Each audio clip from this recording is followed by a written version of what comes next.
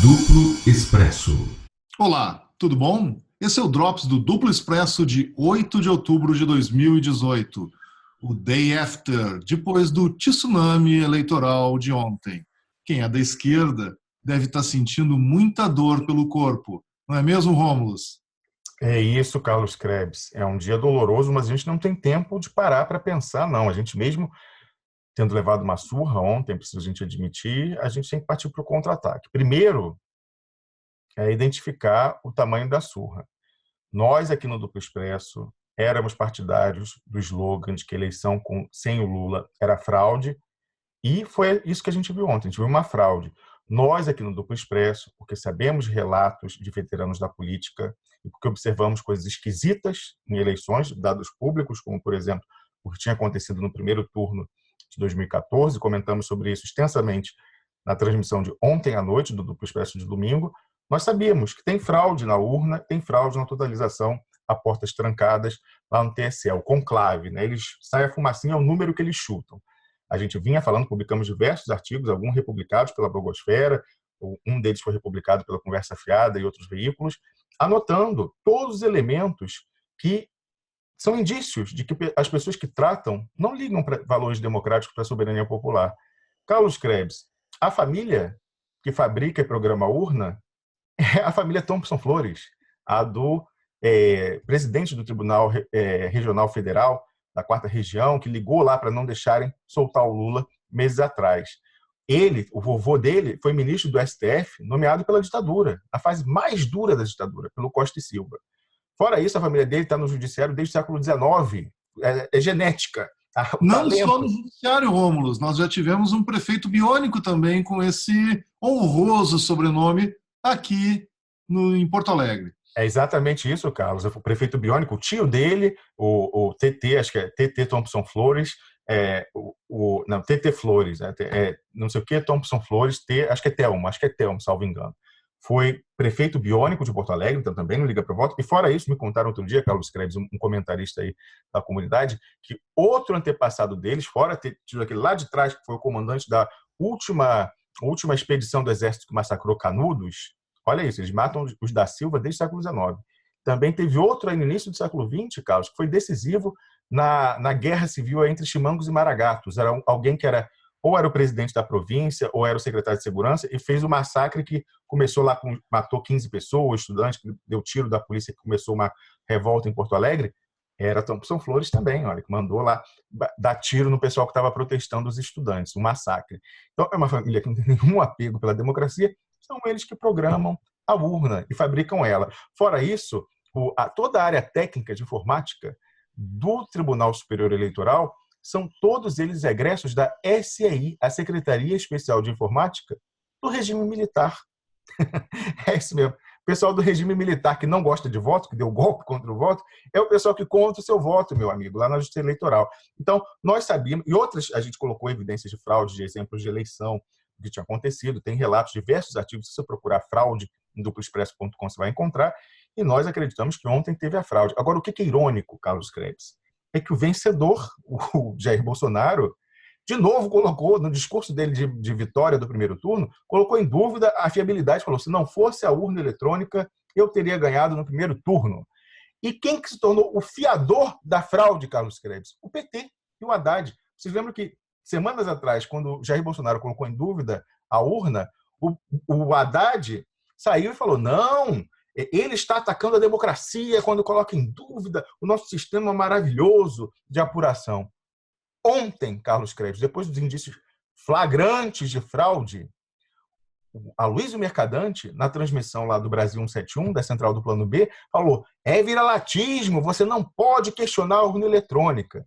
Isso nos leva a crer, Carlos Krebs, que o Wellington Calazans tem razão, nosso colega, quando ele diz que esse PT aí, o PT jurídico, onde o Aloysio Mercadante entrou, apesar de ser economista, ele está contratado para perder.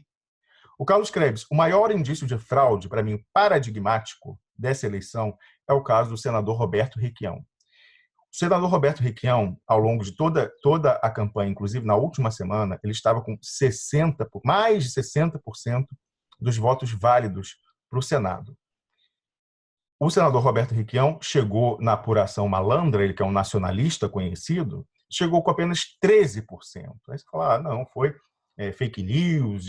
Ele próprio, com humildade, o senador Requião mandou um áudio para a gente, inclusive com a autorização dele eu toquei no programa de ontem, explicando, ele falou, não, rolaram muitas fake news aí do WhatsApp na última hora, falando que o voto útil e tal, mas eu vou dizer o seguinte, falando corrupção da minha esposa, não sei o quê, coisas absurdas. O senador Roberto Requião não é uma pessoa que chegou à política esse ano. Ele é um senhor já de 78 anos, com décadas de serviço. Foi prefeito de Curitiba, foi governador do estado 3 vezes, senador por 2 mandatos.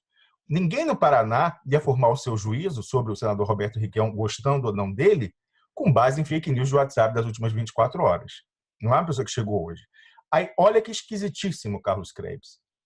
Os candidatos a presidente de esquerda, nacionalistas no Paraná, colocando só nessa conta, o Ciro Gomes e o Fernando Haddad somaram juntos 30% dos votos. Mas como assim? E o Requião levou 1/3 desses votos? Como que o Requião pode ter, Carlos Krebs, recebido 13%? Você quer dizer que essas pessoas que votaram no Haddad e no Ciro Gomes sequer votaram no Requião como segundo voto? Eram 2 votos para o Senado? Isso, para mim, é o exemplo pronto e acabado da fraude e de como eles quiseram tirar todas as lideranças nacionalistas, e não só nacionalistas, Carlos Krebs. Preste atenção, quem não entrou para a Câmara?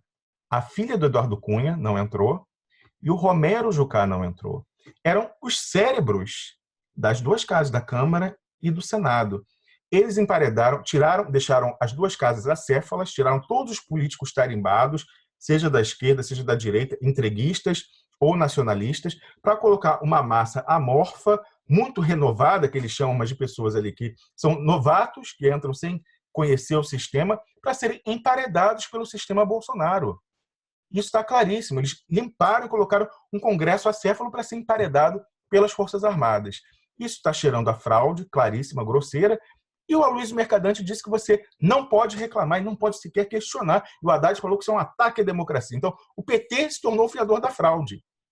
E aí o que é pior, Carlos Krebs, o que é pior de tudo é o seguinte, desde ontem, quem estava assistindo ali a cobertura na Globo News, viu que a Andréa Sadi, de maneira incrível, é quem tem os offs da campanha do Haddad já há algum tempo, ela falou ontem que o Haddad estava querendo se distanciar o quanto pudesse do presidente Lula, que hoje ele ia visitar o Lula lá no presídio, como faz toda segunda-feira, mas que já não sabia se nas próximas segunda-feiras continuaria indo.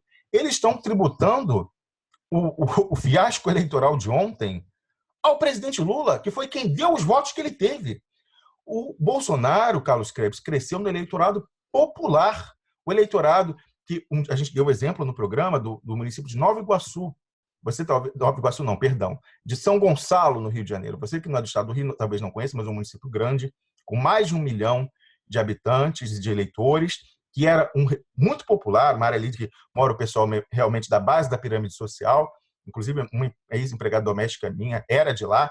É o município mais evangélico, não só no Brasil, no mundo, com a maior participação de evangélicos, o eleitorado essencialmente popular, que era um reduto do brizolismo nos anos 80, 90, tornou-se um reduto do lulismo e deu vitória a Dilma em 2014, estava engano, de 70%. E ontem, Carlos Krebs, deu uma vitória de 60% para o Jair Bolsonaro no primeiro turno. E nós estamos perdendo o eleitorado popular. E aí o pessoal, que é do Lula, o Lula estava ganhando, esse de quem o Haddad quer se distanciar, estava ganhando no primeiro turno até um mês atrás. E eles querem dizer que agora o problema foi o Lula. Não, o problema não foi o Lula. O problema foi o Haddad, que não conseguiu ser o poste do Lula. Não teve competência para ser o poste do Lula. E já também a Andréa Sadi falando lá na Globo News, que o pessoal lá, as fontes dela na campanha do Haddad, dizendo que ele daria já a guinada para o que ela chama de centro, fazendo promessas ao mercado. Ele vem com essa história, já vi aí na central do Plano B, de novo a história da civilização contra a barbárie, sabendo que esse é o discurso para perder. Parafraseando Wellington, Carlos Krebs, eles querem perder cheiroso, né, ter aquela vitória moral, né, perdemos, mas nós somos a civilização contra a barbárie, para legitimar a vitória da barbárie, e não querem perder fedendo, lá suando, tal, não sei o que, na lama, sujo, não.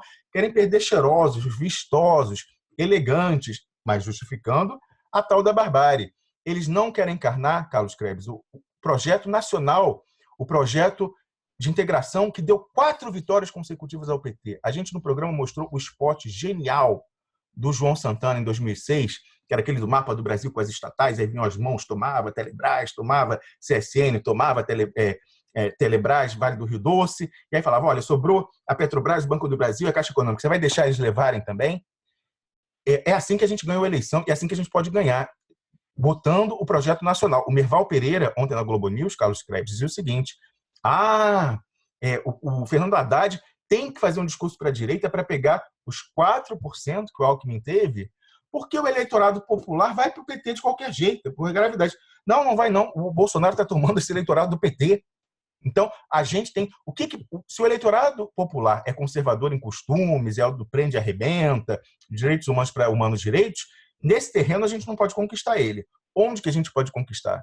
Com um projeto nacional. Ele gosta de Estado interventor na economia, ele gosta de Estado provedor de saúde, educação, de gasto público, ele gosta de Estado. A gente só pode... A única interlocução que a gente tem com esse eleitorado popular é com esse viés dele que quer um Estado provedor. Se for Mas parece, Rômulo, que isso não é, pelo que apresentou o Paulo César Ribeiro, fazendo uma comparação sobre o futuro do setor energético dentro dos programas do Bolsonaro e dos programas do Haddad, que parece que não segue essa linha.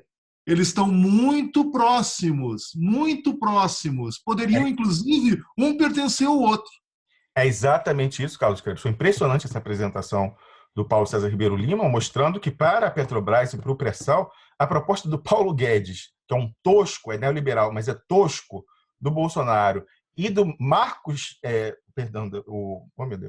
Marcos Lisboa, que é um neoliberal sofisticado. Eu recebi essa crítica de um economista amigo meu que é meio neoliberal. Ele falou assim, não, você não pode comparar o Marcos Lisboa, que é o cara do Haddad, com o Paulo Guedes, que é o cara do Bolsonaro, porque o Paulo Guedes é um tosco, ele erra grosseiramente contas, e o Marcos Lisboa não, é uma pessoa sofisticada, é neoliberal, mas é sofisticado e tal. Mas disse que no frigir dos ovos, Paulo César Ribeiro Lima, que é um dos maiores especialistas em Minas e Energia do Brasil e das Américas, falou, olha, o programa é o mesmo, o programa parece ser muito parecido. Então, esse é o programa para perder cheiroso e bonito. Você que é da base do PT, você não pode deixar esse pessoal que levou o Lula à prisão e está levando o PT para essa derrota terrível, deixar o fascismo ganhar por WO, porque o poste do Lula, o que representa o projeto nacional e a emancipação do povo, não se apresentou.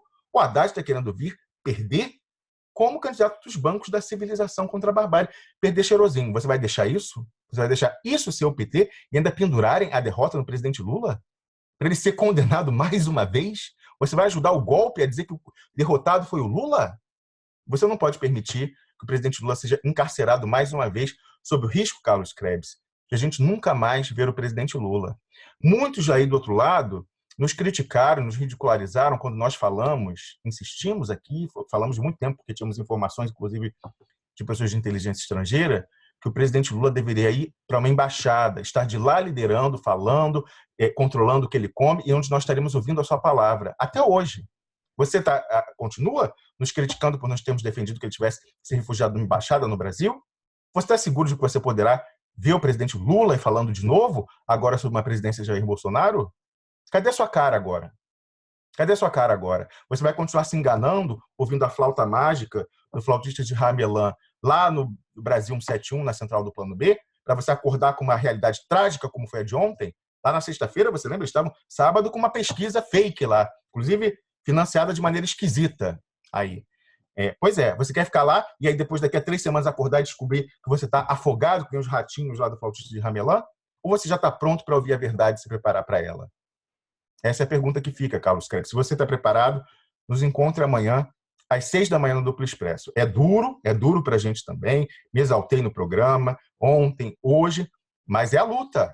É melhor você lutar acordado do que morrer anestesiado lá, desacordado e vir alguém e te sufocar com um travesseiro.